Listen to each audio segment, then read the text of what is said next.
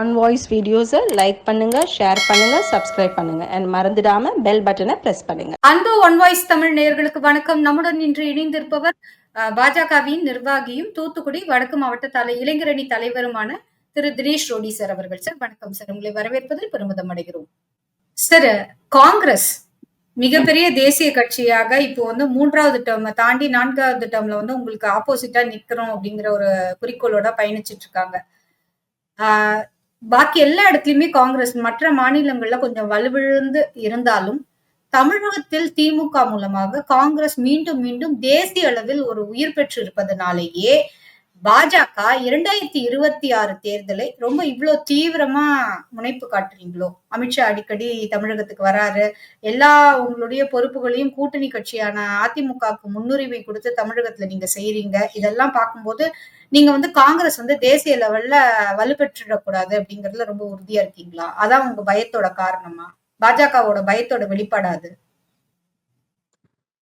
அதாவது தொடர்ந்து இந்தியாவுல காங்கிரஸ் செய்த கொடுமைகள் கடந்த 65 வருடங்களாக இந்த நாட்டிற்கு செய்த கொடுமைகள் மிக அதிகம் அப்படிங்கிறது தான் பாரதிய ஜனதா கட்சி இந்த பாமர மக்கள் கிட்ட நாங்க எடுத்து வச்சு இன்னைக்கு அந்த மக்கள் பாரதிய ஜனதா கட்சிக்கு அமோக ஆதரவு கொடுத்து இன்னைக்கு 3வது முறை ஆட்சி அமைத்து தொடர்ந்து 3வது முறை ஆட்சி அமைத்து பாரத பிரதமர் திரு நரேந்திர மோடி அவர்கள் இந்த காலத்துல நீங்க சொல்ற மாதிரி தமிழகத்துல மட்டும்தான் காங்கிரஸ் வந்து ஏதோ இந்த திமுகவுடைய தயவால ஒரு 20 சீட்டு 25 சீட்டுன்னு ஜெயிச்சுக்கிட்டு ஏதோ காலத்தை ஓட்டிக்கிட்டு இருக்கிறாங்க. அந்த சூழ்நிலை இருக்கு.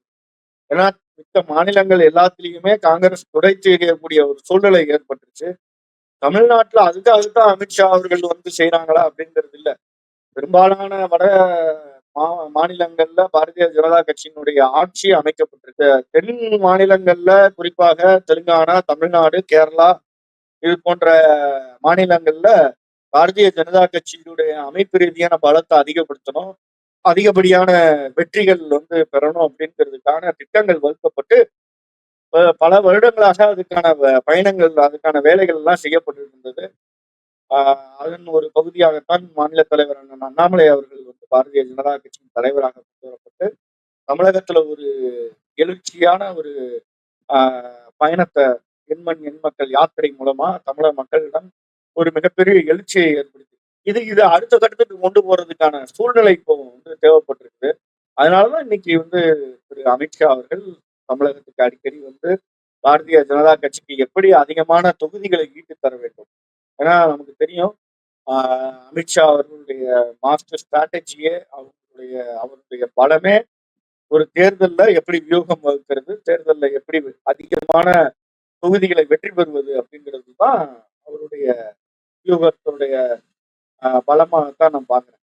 அப்போ அதனுடைய விஷயத்த தமிழ்நாட்டுல பயன்படுத்தி அதிகமான சட்டமன்ற உறுப்பினர்களை பாரதிய ஜனதா கட்சிக்கு கொண்டு வர்றதுக்கும் அதுக்கு அடுத்து வரக்கூடிய 2029 தேர்தலில் அதிகமான பாராளுமன்ற உறுப்பினர்கள் பாரதிய ஜனதா கட்சியில இருந்து கான்ட்ரிபியூட் பண்றதுக்காகவும் தான் திட்டங்கள் வகுக்கப்பட்டு அதுக்காக தொடர்ந்து வந்துட்டு இருக்காங்க. இது கம்மி. இன்னும் நீங்கள் வரக்கூடிய நேரங்கள்ல வரக்கூடிய காலங்கள்ல பார்ப்பீங்க அதிகமான அளவுல அவருடைய சுற்றுப்பயணம் தமிழ்நாட்டுக்கு இருக்கும். நிச்சயமாக இந்த முறை இரட்டை இலக்கத்துக்கு மேல கிட்டத்தட்ட 20 தொகுதிகளுக்கும் மேலான தொகுதிகளில் பாரதிய ஜனதா கட்சி வெற்றி பெறுவதற்கான அனைத்து சாத்தியக்கூறுகளும் இருக்கு. அதுக்கான வேலைகளை தான் பாரதிய ஜனதா கட்சி செய்யும். சார், நீங்களே சொல்றீங்க ஒரு ஆக்டிவான எதிர்கட்சியாக நல்லா செயல்படுறதுக்கு இல்லைன்னா களத்துல வந்து வேகமா செயலாற்றுவதற்கு முன்னாள் மாநில தலைவர் வந்து நிறைய பங்கு கொடுத்திருக்காருன்ட்டு. இப்போ அவர் வந்து அந்த மாநில தலைவர் பதவியில் இல்லாதது வந்து கொஞ்சம் உங்களுடைய வேகத்தை வந்து கட்டுப்படுத்தி இருக்கோம். அப்படி இருக்கு. அதாவது ஒவ்வொரு தலைவர்களுடைய செயல்பாடுகள் ஒவ்வொரு விதமாக இருக்கலாம். அதாவது திரு அண்ணாமலை அண்ணன் அவர்களுடைய பாணி இயற்கையாகவே ரொம்ப அதிரடியாக, அதுவும் மீடியா கிட்ட பேசும்போது ஒரு ஃபயரி ஸ்பீச்சா இருக்கும். பாயிண்ட்ல வந்து புல்லட் பாயிண்ட்ஸ் மாதிரி வந்து எல்லா பாயிண்ட்ஸையும் தாண்டான்னு எடுத்து விடுற ஒரு பக்குவம் இருக்கும். அந்த மாதிரியான செயல்பாடுகள் கொண்ட தலைவராக திரு அண்ணாமலை அவர்கள் இருக்கிறாங்க. அதனால அதுக்கு அடுத்து இம்மிடியட்டா திரு நயினார் நாகேந்திரன் அவர்கள் வந்து அவங்களுக்கான இயற்கையான பாணியே ரொம்ப அமைதியா ஒரு தன்மையாக போகக்கூடிய பாணியாகத்தான் நாம் பார்த்திருக்கிறோம் கடந்த இதுல இருந்து. அதனால உங்களுக்கு அந்த டிரான்ஸ்பர்மேஷன் நடக்கும்போது ஏதோ ரொம்ப ஸ்லோவாயிடுச்சோ அப்படிங்கிற ஒரு ஃபீல் நமக்கு ஏற்படலாம். அது வந்து இயற்கையாகவே தலைவர்களை பொறுத்தது. ஒரு தலைவர் மிக வேகமாக அதிரடியாக கொண்டு போகணும் அப்படின்னு நினைச்சு ஒரு மாதிரியான வேகத்துல கொண்டு போவாங்க. இன்னொருத்தவங்க அமைதியாகவே இருப்பாங்க. ஆனா தேர்தல்கள்ல மிகப்பெரிய வெற்றிகளை கொடுக்கக்கூடிய தலைவர்களா இருப்பாங்க. அதனால அது எப்படி இருக்கும் அப்படிங்கிறது நம்ம வந்து வரக்கூடிய நாட்கள்ல நமக்கு தேர்தல் முடிவுகள் வரும்போதுதான் அதனுடைய விஷயங்கள் எப்படி நடந்திருக்குது, நம்ம எவ்வளவு சீட்டு ஜெயிச்சிருக்கிறோம், அவங்களுடைய பெர்ஃபார்மன்ஸ் என்ன அப்படிங்கிறத நம்ம எடுத்து பார்க்க முடியும். அது வரைக்கும் வந்து எனக்கு எல்லா தலைவர்களையுமே ரொம்ப ஆக்ரோஷமா பேசணும், அது அவங்களா இருந்தா மட்டும்தான் நம்ம தலைவர்களா ஏற்றுக்கொள்ள முடியும் அப்படிங்கிறத நம்ம இயற்கையாகவே இருக்க முடியாது. ஒவ்வொரு தலைவர்களுக்கும் ஒவ்வொரு குணாதிசயம் உண்டு. அதே மாதிரி நயினா நாகேந்திரன் அவர்களுக்கும் ஒரு மாதிரியான டேலண்ட், அவங்களுக்கு வேற மாதிரியான ஒரு ஆஹ் எல்லாரோடையுமே வந்து ஒரு ரேப்போ பில்ட் பண்றது, அது நீங்க வேற எந்த தலைவர்கள் கிட்டயுமே அவ்வளவு எளிதா பார்க்க முடியாது. மற்ற கட்சியினுடைய அமைச்சர்கள், அவங்க கட்சியுடைய திரு எடப்பாடி பழனிசாமி அவர்கள் கூட கூட சரி, ஒரு ஒரு இணக்கமான ஒரு சூழ்நிலையை வந்து மெயின்டைன் பண்றது, ஒரு ரேப்போ, அது வந்து ஒரு பர்சனல் ரேப்போ மெயின்டைன் பண்றது அப்படிங்கிறது அவருக்கு இயற்கையாகவே இருந்திருக்கக்கூடிய விஷயம். அதனால ஏற்கனவே நம்மளுடைய கட்சி அதிமுகவையும் இந்த கூட்டணிக்குள் கொண்டு வர வேண்டும், அதிமுகவோட இணைஞ்சு இந்த தேர்தல் நம்ம சந்திக்க வேண்டும் அப்படிங்கிற முடிவு எடுத்ததுக்கு அப்புறம் திரு நயினா நாகேந்திரன், அண்ணன் நயினா நாகேந்திரன் அவர்கள் தான் ஒரு சரியான ஒரு சாய்ஸா இருந்திருக்கணும் அப்படின்னு நான் நினைக்கிறேன். அதுக்கான சரியான மூவ் தான் வந்து பாரதிய ஜனதா கட்சி. சார் நீங்களே சொல்றீங்க, ஒரு கூட்டணிக்காக ஒரு சரியான மூவ் அப்படின்லாம். இதெல்லாமே அக்செப்ட் பண்ணிக்கிறோம் சார்.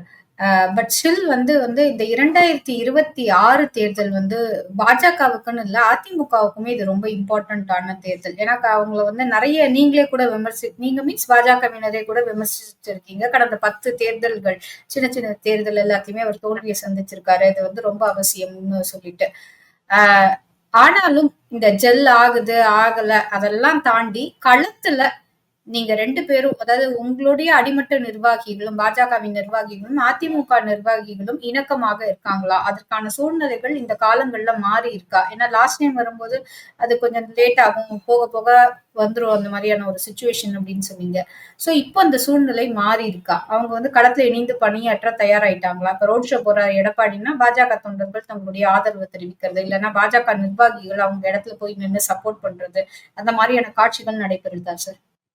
நீங்க நீங்க நினைக்கிற மாதிரி உடனே வந்து கூட்டணி அறிவிச்சிட்டாங்க, உடனே நீங்க எல்லாரும் மாறிட்டீங்களா, நீங்க எல்லாரும் வந்து இணக்கமாயிட்டீங்களா அப்படின்னா, அது வந்து இயற்கையா உடனே நடக்கிற விஷயங்கள் கிடையாது. இப்போ வந்து இணக்கம் ஆகணும் அப்படிங்கிறதுனாலதான் ஒரு வருஷத்துக்கு முன்னாடியே இந்த கூட்டணியை உறுதி செஞ்சு இன்னைக்கு மாண்புமிகு உள்துறை அமைச்சர் அமித்ஷா அவர்கள் முடிவு செஞ்சு அனௌன்ஸ் பண்ணியிருக்கிறாங்க. அதுக்கான காரணம் அந்த ஒரு வருட காலத்திற்குள் பாரதிய ஜனதா கட்சியினுடைய தொண்டர்களுக்கும் அதிமுகவுடைய தொண்டர்களுக்கும் அடிப்படையில களத்துல அவங்களுக்கு வந்து ஒரு இணக்கமான சூழ்நிலை ஏற்படணும், அது வெற்றிக்கு வழிவகுக்கணும் அப்படிங்கிறது தான் அதுக்கான முக்கியமான காரணம். ஆனால் இன்னும் நேரம் இருக்கு, காலம் இருக்கு. பாரதிய ஜனதா கட்சியினுடைய தொண்டர்கள் நீங்க சொன்ன மாதிரி இது வந்து அதிமுகவுக்கு மட்டும்தான் முக்கியமான தேர்தல், பாரதிய ஜனதா கட்சிக்கு தேவையில்லாத தேர்தல்ங்கிறதுலாம் கிடையாது. பாரதிய ஜனதா கட்சிக்கும் இங்க தமிழ்நாட்டுல வந்து அதிகமான சட்டமன்ற உறுப்பினர்களை கொண்டு வரணும் அப்படிங்கிற கட்டாயம் இருக்கு. எங்களுக்கும் எங்களுடைய வலிமை என்ன, நாங்களும் சீட்டுகளை கன்வெர்ட் பண்ண முடியும் அப்படிங்கிறத நிகழ்த்தி காட்ட வேண்டிய காலகட்டம். அதனால இரண்டு கட்சிகளுக்குமே இது வந்து ஒரு சவாலான தேர்தல், தேவையான தேர்தலும் கூட, அதாவது தேவையான கூட்டணி கூட. அதனால இந்த கூட்டணி வந்து இன்னும் வரக்கூடிய காலகட்டத்துல ஜெல் ஆகும். இன்னும் இப்பதான் வந்து எதிர்கட்சி தலைவர் திரு எடப்பாடி பழனிசாமி அவர்கள் தன்னுடைய பயணத்தை ஆரம்பிச்சிருக்கிறாங்க. அப்படியே வர வர மக்கள் அங்க இருக்கக்கூடிய அங்க கீழே இருக்க கிரவுண்ட்ல இருக்கக்கூடிய அதிமுக நிர்வாகிகள் எல்லாருமே பாரதிய ஜனதா கட்சி நிர்வாகிகளுக்கு அழைப்பு விடுத்து அங்க இருக்கக்கூடிய கூட்டங்கள் எல்லாம் பங்கேற்று கொண்டு சேர்ந்து சில ஆர்ப்பாட்டங்கள், போராட்டங்கள் எல்லாம் நாங்க செய்யும் போது நீங்க எதிர்பார்க்கிற அந்த செல்லான விஷயங்கள் இது எல்லாமே இயற்கையாகவே கிடைக்கும். மற்றபடி சோசியல் மீடியால ஒன்று ரெண்டு பேர் சமூக வலைதளத்துல வந்து அது திமுக கிட்ட வந்து பணம் வாங்கிட்டு அதிமுகவுக்கும் பாஜகவுக்கும் வந்து இது இல்லை, இணக்கம் இல்லை, நாங்க வந்து அதிமுக கூட சேர மாட்டோம், பாஜக வந்து நாங்க தனியா இருக்கோங்கிற மாதிரியான. அதே மாதிரி அங்கிட்டு இருந்த அதிமுக இருந்து ஒரு 4 பேர் திமுக கிட்ட காசு வாங்கிட்டு நாங்க வந்து ஏடி பாஜக கூட சேர மாட்டோம், பாஜக கூட்டணியில நாங்க இல்லை அப்படிங்கிற மாதிரி கருத்துக்களை பேச வச்சுட்டு இருப்பாங்க. இது இயற்கையாகவே திமுகவுக்கு கை வந்த கலை. அதனால பணம் வாங்கிட்டு பேசுறவங்க பேசிட்டு தான் இருப்பாங்க. அதை நம்ம வந்து கேர் பண்ணணுங்கிற அவசியம் இல்லைன்னு நான் நினைக்கிறேன். மற்றபடி ஒரு சாதாரண அடிமட்ட தொண்டர்கள், பாரதிய ஜனதா கட்சியினுடைய தொண்டர்கள், ஒரு டிசிப்ளின்டு கேடர்ஸ். அவங்க வந்து அதனாலதான் இந்த கட்சியினுடைய தலைவர் கூட யார் இன்னைக்கு ஒரு தலைவர் இருக்கிறாங்க, நாளைக்கு ஒரு புது தலைவரை கொண்டு வராங்கன்னா கூட அத்தனை கேடரும் அதை ஏற்றுக்கிட்டு அவங்கள தலைவரா ஏற்றுக்கிட்டு அடுத்த நாள்ல இருந்து அது தொடர ஆரம்பிக்கும். வேற எந்த கட்சியிலையும் சர்வசாதாரணமாக இப்படி நீங்க நடத்திட முடியாது. அதனால பிஜேபி இயற்கையாகவே ஒரு டிசிப்ளின்டு கேடர்ஸ். தேசிய அளவுல இருந்து எங்களுக்கு என்ன இன்ஸ்ட்ரக்ஷன்ஸ் கொடுக்கப்பட்டிருக்குதோ அதை நாங்க எடுத்துக்கிட்டு அதை முன்னெடுத்து நாங்க செஞ்சுட்டு போறதுக்கான தலைவர்கள் தான் இங்க இருக்கிறாங்க. அதனால வந்து எங்களுக்கான கிளியரான இன்ஸ்ட்ரக்ஷன்ஸ் எங்களுக்கு வந்திருக்குது. பாரத பிரதமர் திரு நரேந்திர மோடி அவர்களுடைய கரங்களை வலுப்படுத்துறதுக்காக இங்க அதிமுகவை ஆட்சியில அமர்த்தணும். அது கூட நாங்களும் எங்களுடைய அதிகமான சட்டமன்ற உறுப்பினர்களை சட்டசபைக்கு அனுப்பி வைக்கணும் அப்படிங்கிறதுல நாங்க ரொம்ப கிளியரா இருக்கிறோம். அதுக்கான வேலைகளை நாங்க இன்றைய தேதியில் இன்றைய நாளில் ஒரு கருத்து கணிப்பு சில ஊடகங்கள் பண்றாங்க, யூடியூப்ஸ் பண்றாங்க, ரிசல்ட் கூட வெளியிட்டிருக்காங்க. நிறைய இடத்துல பார்க்கும்போது அதிமுக என்டிஏ கூட்டணி ஒரு டஃப் காம்படிஷனை கொடுக்குறீங்களே ஒழிய அந்த திமுகவினுடைய கோட்டையை வந்து தகர்க்கிற அளவு இல்ல அது இன்றைய சூழ்நிலையில. ஆனா இனி வரும் காலங்கள்ல உங்களுடைய செயல்பாடுகள் கண்டிப்பா அதை மாற்றி அமைச்சிடும்னு நினைக்கிறீங்களா சார்? அதாவது ஏன்னா தொடர்ந்து உங்களுக்கு ஈக்குவலா இன்று திமுகவும் களத்துல இருக்காங்க. வீட்டுக்கு வீடு போய் ஸ்டிக்கர் கொடுத்து இந்த மாதிரி நாங்க வந்து கழகம் ஒன்றிணைவோம் அப்படிலாம் சொல்றாங்க. நீங்க என்னென்ன பாணியான ஒரு அரசியலை முன்னெடுக்கிறீங்களோ உங்களுக்கு முன்னாடியே உங்க களத்துல ஃபாஸ்டா இருக்காங்க. ஏங்க நாங்க வீட்டுக்கு வீடு போய் ஸ்டிக்கர் ஒட்ட வேண்டிய அவசியம் இல்லை. ஏன்னா தொடர்ந்து கடந்த 4 ஆண்டுகள் 5 ஆண்டுகளாக ஒவ்வொரு திட்டத்திற்கு மேல ஸ்டிக்கர் ஒட்டினது மட்டும்தான் திராவிட முன்னேற்ற கழகத்தினுடைய சாதனையா இருக்கே தவிர வேற எந்த ஒரு நலத்திட்டத்தையும் மக்களுக்காக கொண்டு வரல. சாதாரண பாமர மக்கள் இன்னைக்கு பாரதிய ஜனதா கட்சி அதிமுகவுடைய தேசிய ஜனநாயக கூட்டணி எப்ப ஆட்சிக்கு வரும் அப்படிங்கிற ஏக்கத்துல இன்னைக்கு இருக்கிறாங்க. ஏன்னா ஒவ்வொரு வீட்டுலயும் கரண்ட் கரண்ட் பில்ல 10 மடங்கு உயர்த்தி இருக்கிறாங்க. வீட்டுக்கான வீட்டு வரிய கிட்டத்தட்ட 10 மடங்கு உயர்த்தி இருக்கிறாங்க. தொடர்ந்து இந்த மாதிரி சாதாரண அடிப்படை மக்கள் ஒரு வீட்டுக்கு தேவையான விஷயங்கள்ல எல்லாத்துலயுமே கட்டண உயர்வு. பால் விலை எவ்வளவு விலை உயர்த்திருக்கிறாங்க. அதுவும் கிட்டத்தட்ட ஒரு 10 மடங்கு. எல்லாமே கிட்டத்தட்ட வெறும் 5 ஆண்டுகள்ல 10 ஆண்டுகளுக்கான சாதனை அப்படின்னு வேணா ஸ்டாலின் போட்டுக்கலாம். நாங்க 5 ஆண்டுகள்ல 10, 20 வருஷத்துக்கு ஒரு தடவை ஏற்ற வேண்டிய விலைவாசி எல்லாத்தையும் இந்த வெறும் 5 ஆண்டுகள்ல நாங்க ஏற்றிட்டோம். இதுதான் எங்களுடைய சாதனைன்னு வேணா ஸ்டாலின் மார்த்தட்டிக்கலாமே தவிர சாதாரண பாமர பொதுமக்கள் அத்தனை பேரும் என்னைக்கு இந்த திராவிட முன்னேற்ற கழகத்தை வீட்டுக்கு அனுப்புவோம் அப்படிங்கிறதுல மிக தெளிவா இருக்கிறாங்க. அதனால எங்களுக்கு எந்த பயமும் இல்ல.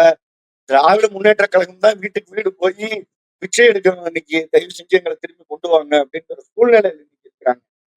பாரதிய ஜனதா கட்சியும் அதிமுகவும் கடந்த ஆண்டுகள்ல மிக சிறப்பான ஆட்சியை திரு எடப்பாடி பழனிசாமி அவர்கள் அவங்களும் கொடுத்திருக்கிறாங்க. பாரதிய ஜனதா கட்சியின் சார்பில் பாரத பிரதமர் நரேந்திர மோடி அவர்களும் ஒரு சிறப்பான ஆட்சியை தற்போது வரை கொடுத்துட்டு இருக்கிறார்.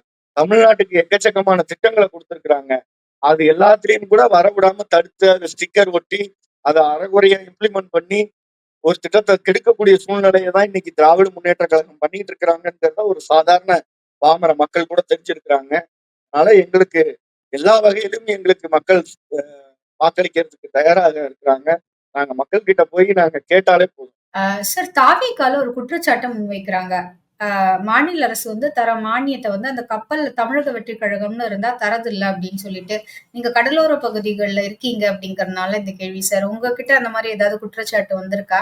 இல்ல மத்திய அரசு வந்து இந்த மாதிரி ஏதாவது திமுக அந்த மாதிரி கொடி குத்திருந்தாங்கன்னா நீங்க ஏதாவது திட்டங்கள் தராம இருக்கீங்களா? தாவேகாக்கு என்னங்க திட்டம் தெரியும்? அவர் வந்து ஏதோ படத்துல நடிக்கிற மாதிரி ஏதாவது ஸ்கிரிப்ட் எழுதி எதையாவது ஒண்ணு பேசிட்டு இருந்தானா அவனும் மீனவர்களுக்காக சுறான்னு ஒரு படம் நடிப்போம், இதுக்காக போலீஸ்க்காக துப்பாக்கின்னு ஒரு படம் நடிப்புங்கிற மாதிரி அவர் நடிச்சுட்டு தெரியலாம். பட் ஆனா இயற்கையில இங்க அடிப்படையில இருக்கக்கூடிய மக்களுக்கு தேவை என்ன அப்படிங்கிறது பாரதிய ஜனதா கட்சிக்கு தெரியாம அவங்களுக்கு தெரிஞ்ச போதா? உதாரணத்துக்கு முந்தானத்து கூட ஈரான்ல கிட்டத்தட்ட 20 மீனவர்கள் வந்து ஈரான்ல சிக்கிட்டாங்க. நம்மளுடைய தமிழக மீனவர்கள் ஊரில இருந்து போய் அங்க மீன் பிடிக்க அங்க போய் அங்க மீன் தொழில் பண்ணிட்டு இருந்தவங்க அங்க சிக்கிட்டு இந்த போர் சூழ்நிலையால வர முடியாத ஒரு சூழ்நிலை இருந்தது. அவங்க கிட்ட சரியான ஆவணங்கள் இல்லை. இந்த மாதிரியான சூழ்நிலை சிக்கிட்டு இருந்தவங்கள எங்களுடைய மாநில தலைவர் அண்ணன் நயினா நாகேந்திரன் அவர்கள் வெளியுறவுத்துறை அமைச்சர் ஜெய்சங்கர் அவர்கள்கிட்டயும் பாரத பிரதமர் நரேந்திர மோடி அவர்கள்கிட்டயும் எடுத்துட்டு போய் அவங்களுடைய சீரிய முயற்சியில பாரதிய ஜனதா கட்சியினுடைய சொந்த செலவுல அந்த சகோதரர்கள் எல்லாருமே இன்னைக்கு தமிழ்நாட்டுக்கு கொண்டு வரப்பட்டிருக்கிறாங்க. நேற்று அவங்களுடைய சொந்த ஊருக்கு அனுப்பி வச்சிருக்காங்க. ஆக நாங்க வெற்று அறிக்கை விட்டுட்டு இந்த பரந்தூர் மக்களுக்கு நாங்கள் நீதி வாங்கி தராம நான் இருக்க மாட்டேன். ஊனு கதை விட்டாரு. என்ன நடந்துச்சு? பரந்தூருக்கு எல்லாமே வேலை முடிஞ்சு எல்லா வேலையும் ஆரம்பிச்சிட்டாங்க.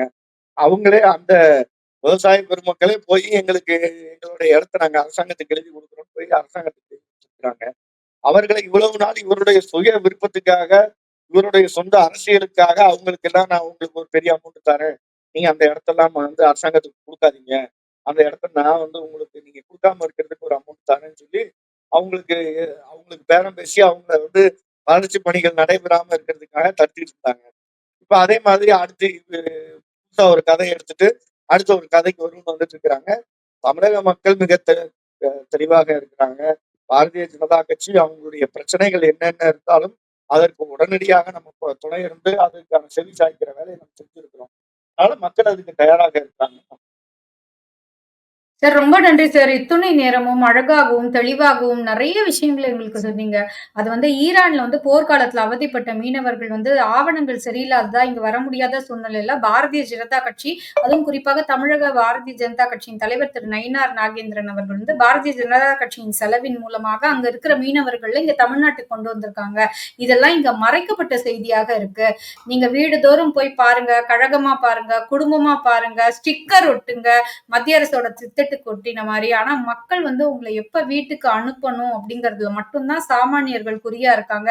ஏன்னா நீங்க செஞ்ச சாதனை அப்படி, திமுகவினுடைய சாதனை இப்படி 5 ஆண்டுகள்ல 10 ஆண்டுகளுக்கான சாதனைய விலைவாசி ஏற்றத்தின் மூலமாக செஞ்சுட்டீங்க அப்படிங்கிற ஒரு தகவலையும், தொடர்ந்து ஒரு மூத்த தலைவர் ஒரு ஊடகவியலாளர் கிட்ட நடந்தது பெருசுபடுத்த வேணாம், அதை பெருந்தன்மையா நம்ம விட்டுடலாம். ஏன்னா வயதானாலே அவர்களுடைய கோபம் கொஞ்சம் கூட வருவது சகஜம் தான் அப்படிங்கிற விஷயங்களையும், தந்தை மகனாக இருக்கும்போது கட்சி தலைவர் செயலாளராக இருந்தாலும் தந்தை மகன்கிற உறவு தான் மேலிடுவது அப்படிங்கறதுனால கொஞ்சம் வார்த்தைகள் தடிப்பது சகஜம். அவங்கவுங்க கட்சி அவங்கவுங்க பார்த்துப்பாங்க. ஆனா எந்த கட்சியும் பிளவுபடாம ஒன்றிணையும் போதுதான் அதுக்கு பலம். பிளவுபடும் போது கொஞ்சம் பலவீனம் தான் அப்படிங்கிற உங்க கருத்தை தொடர்ந்து ஏற்றுக்கொள்கிறோம் சார். இனி வரும் காலங்கள்ல தொடர்ந்து நாம் இது பற்றி நிறைய பேசலாம். நன்றி, வணக்கம் சார். Thank you sir. நன்றி. ஆன் வாய்ஸ் வீடியோஸை லைக் பண்ணுங்க, ஷேர் பண்ணுங்க, சப்ஸ்கிரைப் பண்ணுங்க அண்ட் மறந்துடாம பெல் பட்டனை பிரஸ் பண்ணுங்க.